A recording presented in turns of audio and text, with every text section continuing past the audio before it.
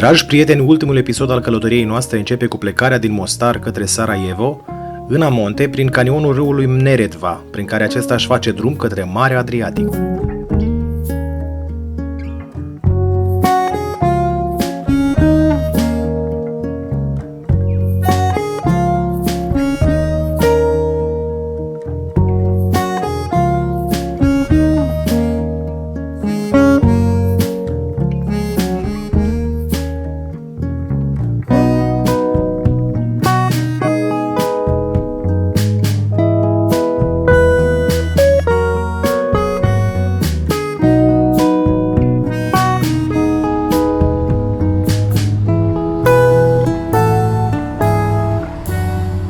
Am ales să facem un popas în Sarajevo, mai exact în centrul vechi, pentru a ne bea cafea unei dimineți prelungite, admirând un alt oraș care nu e lipsit de amintirile sumbre ale războaielor recente, clădirile vechi fiind brăzdate de urmele gloanțelor.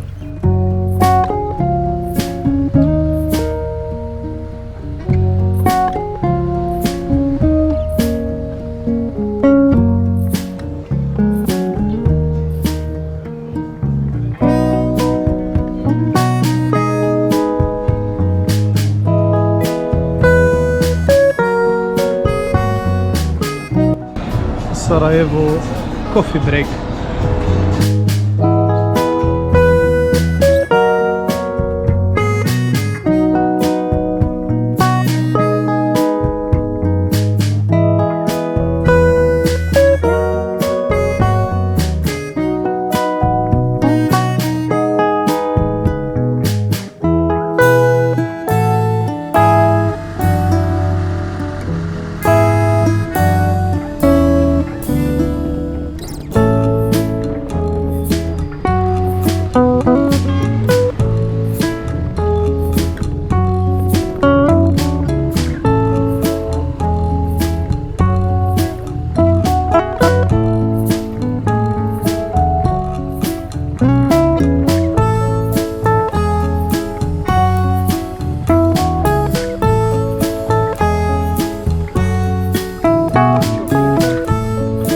Continuăm spre Novi Sad prin temperaturi toride, cât și fugind de nord de ploaie pe malul râului Drina până la Ruma.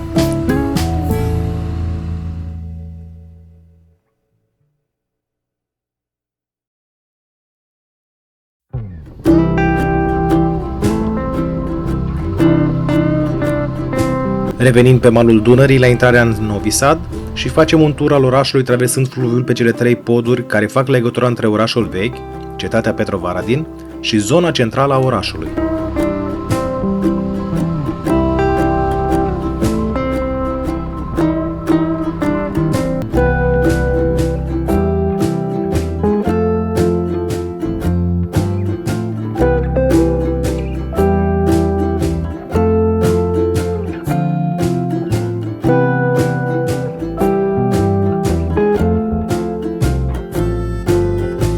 Traversând podul Zelezničko, ne amintim de urmele războiului din 1999, când podul a fost bombardat. Astăzi, podul arată extraordinar, fiind cel mai spectaculos din Novi Sad. Urcăm și la cetatea Petrovaradin pentru a lua câteva cadre cu orașul, Dunărea și podurile, după care ne retragem la cazare în centrul vechi, unde urmează să vizităm câteva locuri minunate.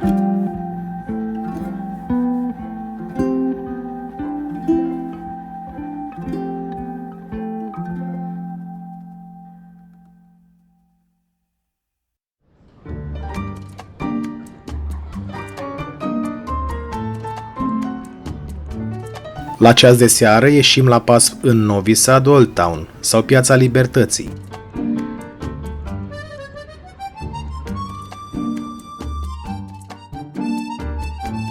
Am asociat această zonă cu Praga datorită arhitecturii, cât și ca organizare, cu terase, cafenele și magazine foarte fancy.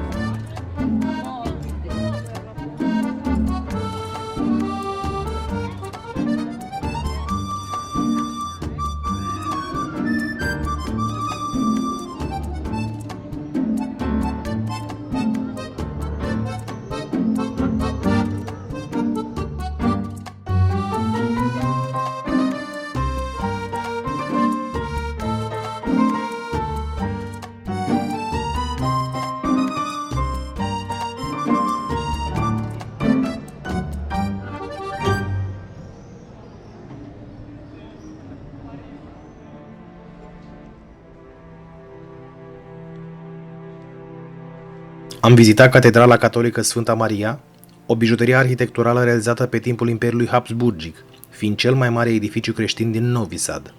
Accesul în interiorul catedralei nu ne era permis deoarece se făcea curățenie, însă, din perspectiva în care ne aflam, a fost de ajuns să rămânem impresionați.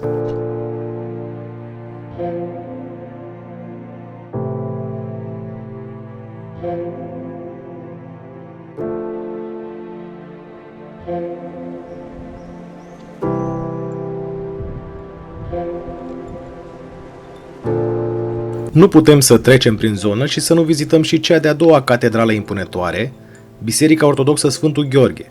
Acest lăcaș de cult a fost ridicat în 1905 pe ruinele unei vechi biserici din secolul XVIII. Aici am reușit să admirăm picturile și vitraliile îndeaproape.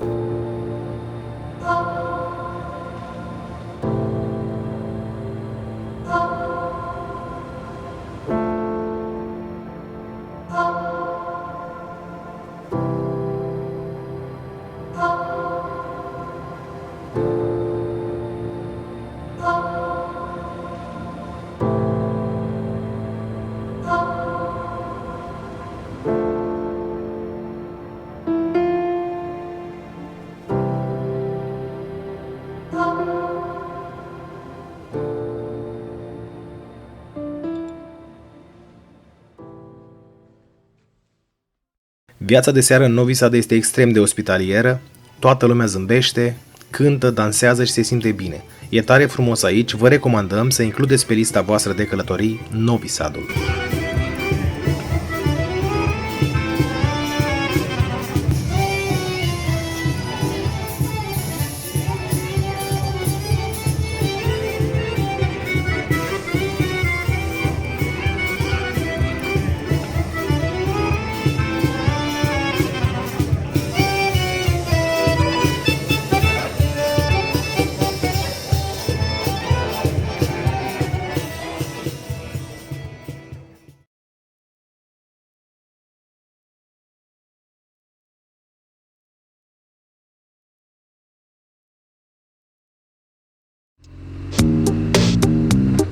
Ziua 10 a călătoriei noastre nu va mai fi spectaculoasă, deoarece de la Novi Sad până la Drobeta Turnul Severin nu vom mai avea parte de multe obiective turistice, fiind un tranzit destul de lung, o nouă zi în care fugim printre norii de furtună.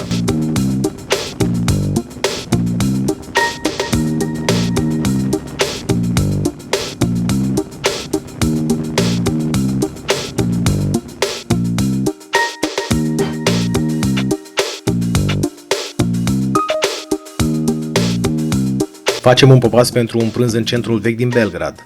Plouă și nu ne putem bucura de atracții, însă bifăm orașul ca fiind foarte aglomerat și în același timp extrem de întortocheat.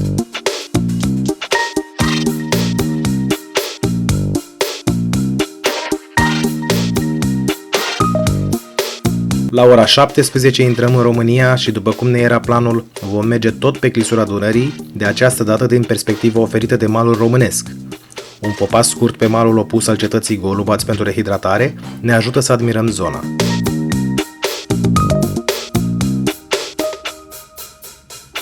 Continuăm pe clisura Dunării și ajungem la Dubova, la poalele stâncii chipul lui Decebal. Aici mai ridicăm o dată drona, facem câteva fotografii, după care plecăm spre Orșova pe ultimii vapori de carburant. De menționat este faptul că de la frontieră până la Orșova nu am găsit nicio stație PECO, de aceea vă recomandăm să plecați pe cazanele Dunării cu rezervorul plin.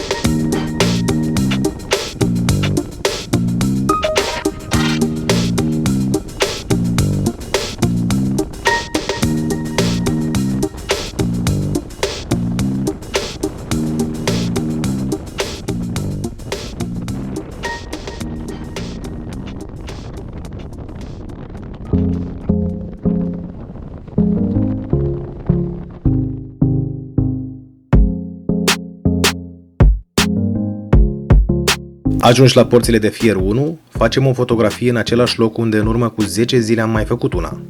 Încheiem călătoria pe 2 roți, la Drobeta Turnul Severin, la Casa Adan, locație unde ne-am cazat și în prima noapte a călătoriei noastre. Urcăm motocicleta pe platformă cu 2482 de km înregistrați în bord și ne pregătim de ultima zi de tranzit a României până acasă, de această dată pe 4 roți.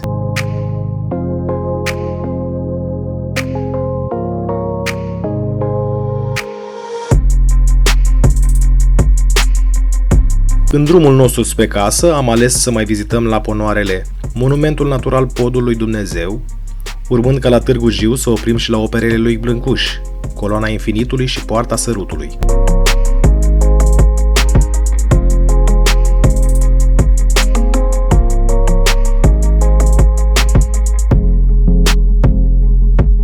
Apropiindu-ne de casă, facem recapitularea acestei vacanțe minunate și constatăm că în această călătorie 75% din peisajele care au fost puncte de atracție pentru noi au prezentat legătura strânsă între apă și pământ, mare și țărm, iar culoarea care ne va aminti de aceste locuri cu siguranță va fi albastrul.